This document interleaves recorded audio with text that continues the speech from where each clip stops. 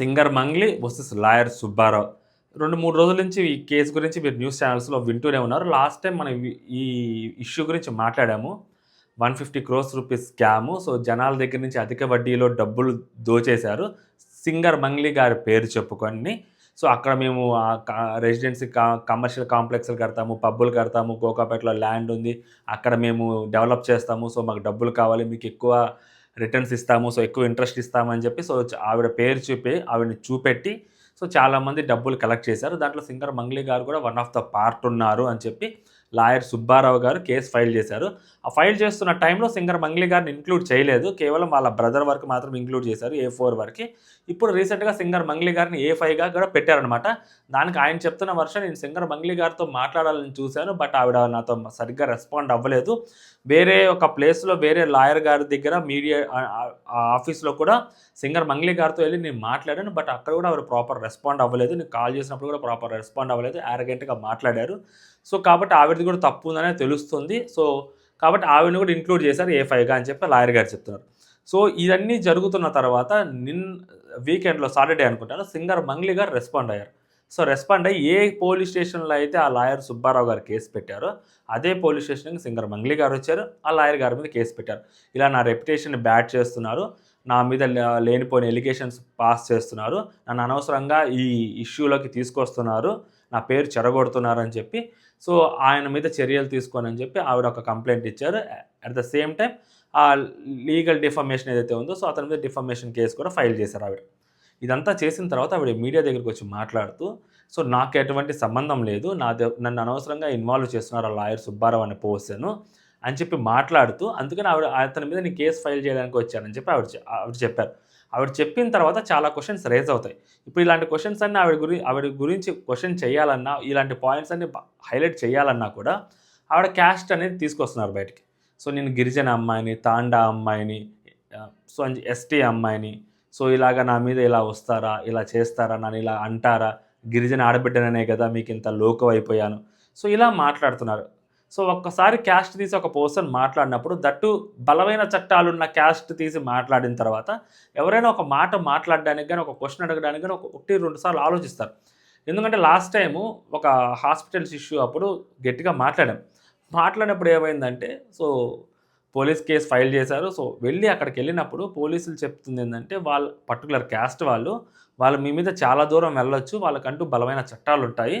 So, మీరు చూసుకొని మాట్లాడాలి. మాట్లాడేటప్పుడు అది మీ సైడ్ న్యాయం ఉందా, మీరు లేకుంటే లేదా, అవన్నీ పక్కన పెడితే, సో, వాళ్ళు ఎంత దూరమైనా వెళ్తారు. జాగ్రత్తగా మీ ఇష్టం, తర్వాత ఇలాగైతే మాట్లాడేదానికి కుదరదు అన్నట్టు ఆ పోలీస్ ఆఫీసర్ కూడా మాతో మాట్లాడాడు.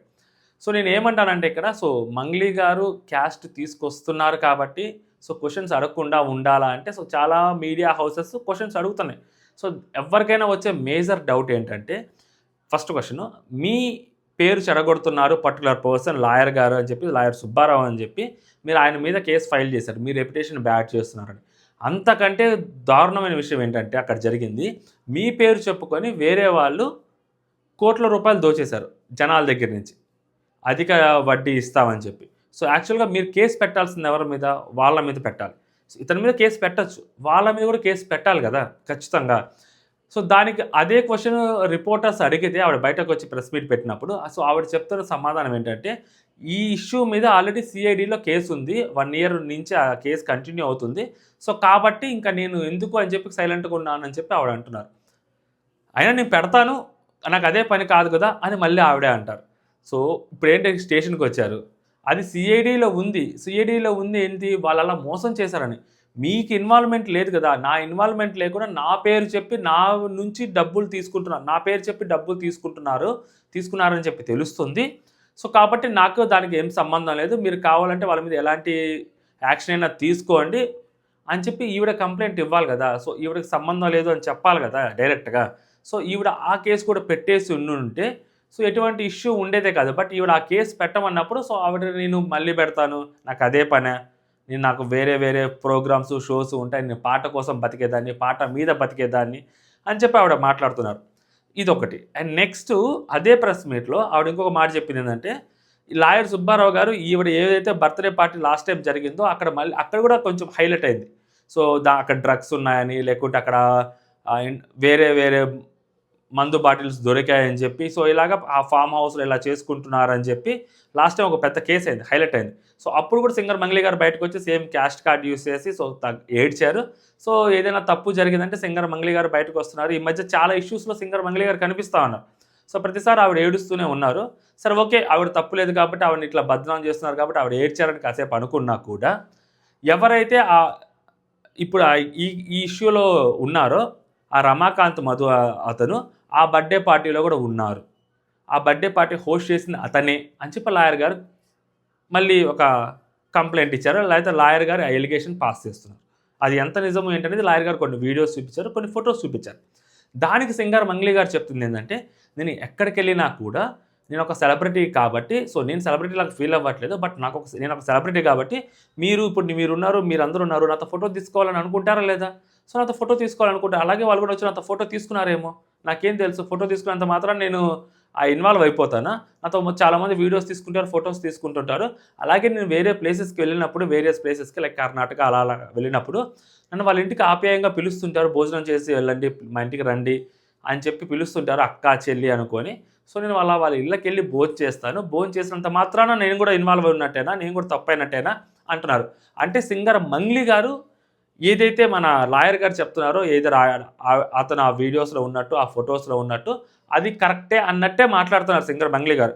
అంటే అతను తెలుసు, బట్ ఇలా తెలియదు, ఒక ఫ్యాన్గా అయితే మాత్రం తెలుసు. మేబీ నాతో ఫోటో దిగుండొచ్చేమో అంటే ఆ ఫొటోస్ కానీ ఆ వీడియోస్ కానీ ఈవిడ డినై చేయట్లేదు. అవి మార్ఫింగ్ ఫొటోస్ అనో ఏఏ ఫొటోస్ అనో అలా డినై చేయట్లేదు. మేబీ దిగుండొచ్చేమో అన్నట్లయితే మాట్లాడుతున్నారు. ఒకవేళ భోజనం చేసిన వీడియోస్ ఏమన్నా ఉన్నా కూడా నేను వేరే వాళ్ళందరి ఇళ్ళకి వెళ్ళి తింటానని కూడా ఆవిడ చెప్తున్నారనమాట. సో సగం అయితే ఒప్పేస్తున్నారు ఆవిడ. ఇప్పుడు ఇక్కడ ఆవిడ మళ్ళీ ఇంకొక మాట చెప్తుంది ఏంటంటే, ఏ మాట అయితే చెప్తే చర్చ మొత్తం కంప్లీట్గా డీవియేట్ అవుతుందో, డైవర్ట్ అవుతుందో, సో ఆవిడ అదే పాయింట్ని హైలైట్ చేశారు. ఏంటి, అతనికి బిగ్ బాస్లోకి వెళ్ళాలని ఉంది, సో అందుకనే ఇలా చేస్తున్నాడు. బిగ్ బాస్ అంటే స్టార్ట్ అవ్వడానికి దగ్గరలో ఉంది కాబట్టి ఇలా ఎవరొకరు సెలబ్రిటీ మీద పడి ఏడిస్తేనో, సెలబ్రిటీస్ గురించి మాట్లాడితేనో అతను బిగ్ బాస్లోకి తీసుకుంటారు. అతను కూడా చెప్పాడు, నాకు బిగ్ బాస్కి వెళ్ళాలని ఇంట్రెస్ట్ ఉంది, నెక్స్ట్ ఇయర్ ఖచ్చితంగా వెళ్తాను ఛాన్స్ వస్తే అని అంటున్నాడు. సో కాబట్టి బిగ్ బాస్కి వెళ్ళడం కోసమే సెలబ్రిటీస్ గురించి అలా మాట్లాడుతున్నట్టున్నాడు. ఇతను చాలామందితో అలాగే చేశాడు. ఇప్పుడు నాతో కాల్ కూడా మాట్లాడాడు. నన్నే 10 లక్షలు తిరిగి అడిగాడు అతను. నేను మీ పేరు చెప్పకుండా ఉండాలంటే 10 లక్షలు ఇవ్వండి, లేకుంటే మీ పేరుని ఇలా హైలైట్ చేస్తూనే ఉంటాను అని కూడా అన్నాడు. నా మీదే కేసు పెట్టి ఉల్టా నన్నే డబ్బులు అడిగితే నేను నా తప్పు చేయనప్పుడు నేను ఎందుకు డబ్బులు ఇవ్వాలని చెప్పి నేను వచ్చి కేసు ఫైల్ చేశానని ఆవిడ అంటూనే ఇంకొక మాట కూడా అన్నారు. అతనికి శ్రీముఖి అంటే క్రష్, సో ఎట్లయినా శ్రీముఖిని కలవాలని అనుకుంటున్నాడు. సో ఇది కూడా చెప్పింది అనమాట ఆవిడ. అక్కడ సడన్గా శ్రీముఖి పేరు చెప్పాల్సిన అవసరం ఏముంది?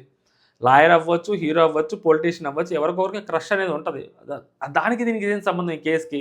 సరే ఓకే, బిగ్ బాస్కి వెళ్ళాలనుకుంటున్నాడు, ఫేమ్ అవ్వాలనుకుంటున్నాడు అంటే, సో మీరు ఒక సెలబ్రిటీ కాబట్టి మీ మీద రాళ్ళేస్తే అది జరగచ్చేమో ఒక పాయింట్లో ఆలోచిస్తే, సడన్గా శ్రీముఖి ఎందుకు వచ్చింది? శ్రీముఖికి ఆయనకి దానికి ఈ క్రష్కి ఈ ఇష్యూకి మీ మీద పెట్టిన కేసుకి మీ మీద వచ్చిన అలిగేషన్కి ఏంటి సంబంధం? ఏదో ఆయన ఒక ఎలిగేషన్స్ పాస్ చేశాడు, ఈవిడ కూడా కొన్ని ఎలిగేషన్లు వెయ్యాలి అన్నట్టే పెట్టారు తప్పితే ఈ పాయింట్స్ అన్నీ లేదు. ఎందుకంటే ఇప్పుడు బిగ్ బాస్ అనే మాట తీసుకొస్తే సో డెఫినెట్లీ మనం చూస్తూనే ఉన్నాము, చాలా సిచ్యువేషన్స్లో చాలామంది హైలైట్ అవ్వాలని చూస్తున్నారు. లాస్ట్ టైం శారీస్, అప్పుడు మొన్న శారీ ఇష్యూ జరిగింది, అలాగే జరుగుతుంది. అండ్ బిగ్ బాస్ టైం కాబట్టి ఖచ్చితంగా ఎవరొకరు ఫేమ్ అవ్వాలని ట్రై చేస్తుంటారు. ఎందుకంటే ఇలా ఫేమ్ ఉన్న వాళ్ళని బిగ్ బాస్ తీసుకుంటారు అని వాళ్ళ నమ్మకం, బిగ్ బాస్ టీము కాబట్టి. సో ఈవిడ ఆ ఎలిగేషన్ పాస్ చేస్తుంటారు. దానికి ఆయన చెప్తున్న సమాధానం ఏంటి, అలాగ అవసరం లేదు, నాకు డబ్బులే కావాలి అనుకుంటే నేను సెటిల్ చేసుకోవాలంటే వేరేలాగా కూడా సెటిల్ చేసుకోవచ్చు, నేను బాధితుల తరపున నిలబడ్డాను, ఉన్నాను అని చెప్పి ఆయన అంటున్నాడు.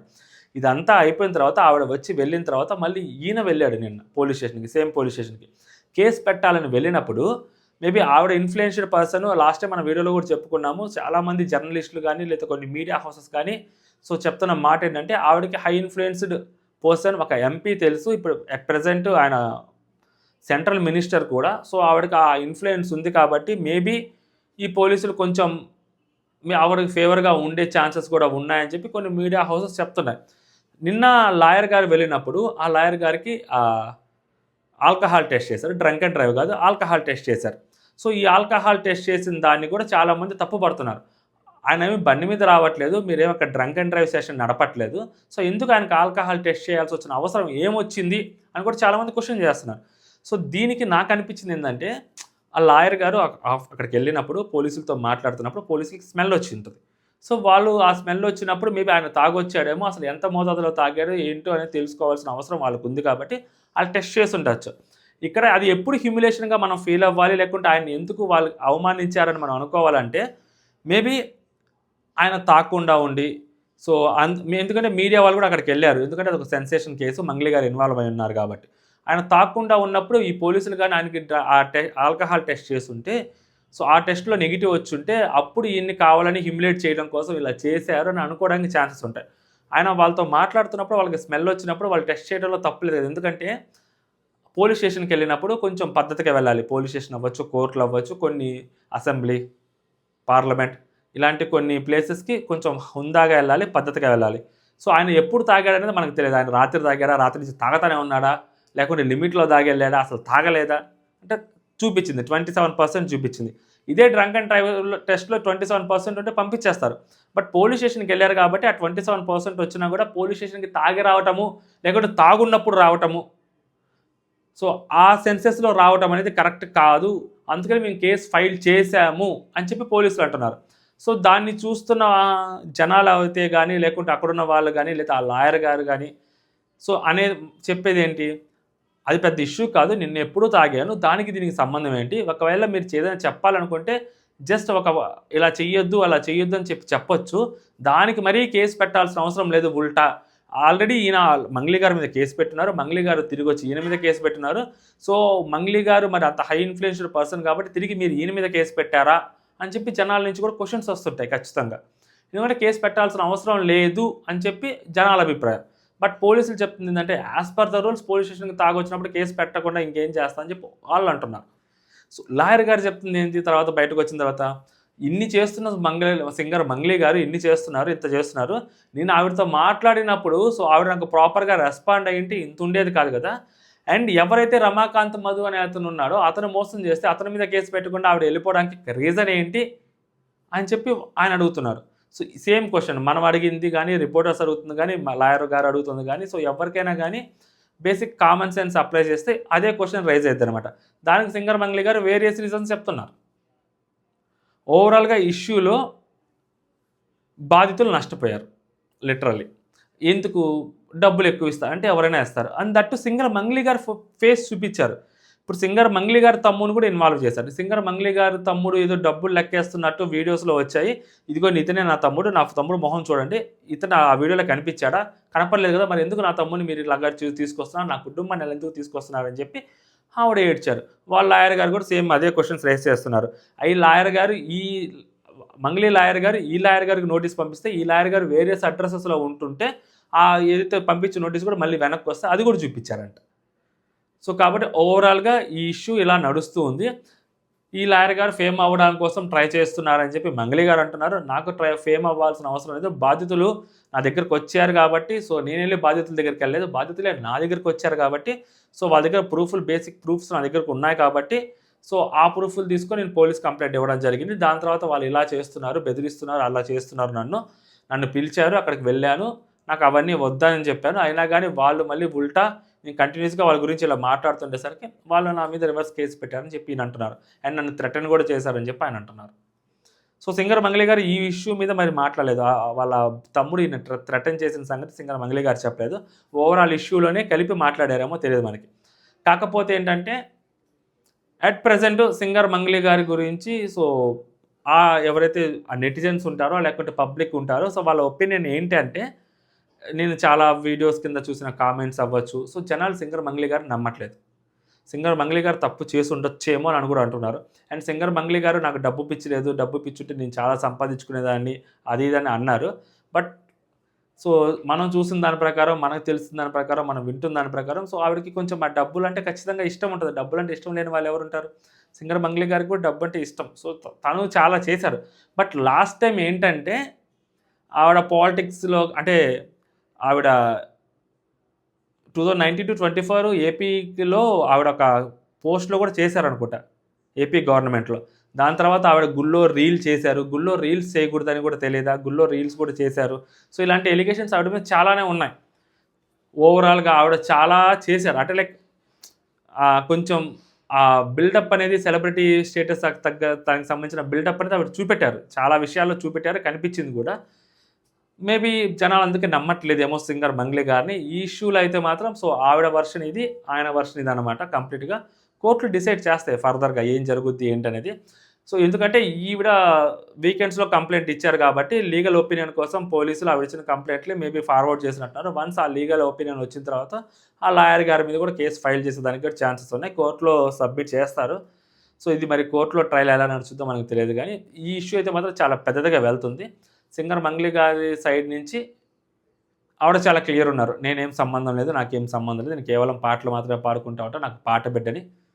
నా పని నాది అని చెప్పి ఆవిడ అంటున్నారు. ఈయన నాకేమైనా పిచ్చా వాళ్ళని హైలైట్ చేయడం కోసం. వాళ్ళు తప్పు చేశారో బాధితులు చెప్తున్నారు కాబట్టి అండ్ బయట ఆ బాధితులు కూడా సింగర్ మంగ్లీ గారు ఫోటో చూపించి మిమ్మల్ని దూరం నుంచి చూపించి మీరున్నారని చెప్తేనే మేము డబ్బులు ఇచ్చామని చెప్పి ఆ బాధితులు కూడా చెప్తున్నారు. పోనీ లాయర్ మాటని కాస్త పక్కన పెట్టినా బాధితుల మాటని నమ్మొచ్చు కదా! బాధితుల మాట నమ్మిన తర్వాత సింగర్ మంగ్లీ గారు కంప్లెయింట్ ఇచ్చుండుంటే ఆవిడ తప్పు లేదని చెప్పి ఆవిడ క్లీన్ చిట్ ఇచ్చుకున్నట్టే ఉండేది.